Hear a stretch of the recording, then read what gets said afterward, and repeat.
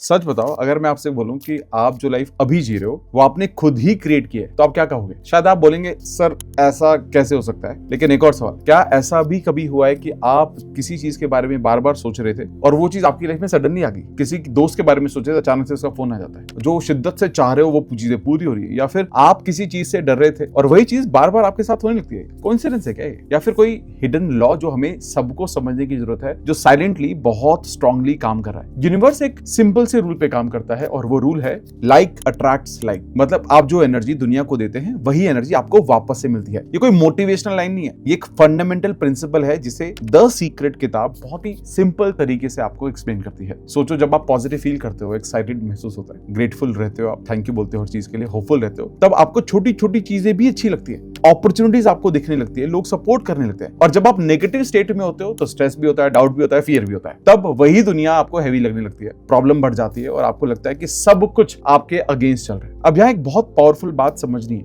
Universe आपके words नहीं सुनता, यूनिवर्स आपकी वाइब्रेशन सुनता है। आप क्या बोल रहे हो, उससे ज्यादा इंपॉर्टेंट ये बात है कि आप क्या फील कर रहे हो, अंदर क्या चल रहा है। एग्जाम्पल के लिए, अगर आप बार बार बोलते हो मुझे पैसे चाहिए, लेकिन अंदर ही अंदर ये फील होता है कि मेरे पास पैसे नहीं है, तो आप एक्चुअली में लैक को रीइंफोर्स कर रहे हो, लैक को अट्रैक्ट कर रहे हो और भी अपनी जिंदगी में। और जिस चीज पर आप फोकस करते हो वही तो ग्रोथ ही है। लेकिन अगर आप ग्रैटिट्यूड फील करना शुरू कर देते हो, मेरे पास ऑलरेडी बहुत कुछ है, तो आपकी एनर्जी शिफ्ट होने लगती है और धीरे धीरे आपको नई अपॉर्चुनिटीज दिखने लगती हैं। इसलिए लॉ ऑफ अट्रैक्शन का कोर बहुत सिंपल है, आप जो सोचते हो, जो फील करते हो, वही आपकी रियलिटी बनने लगता है।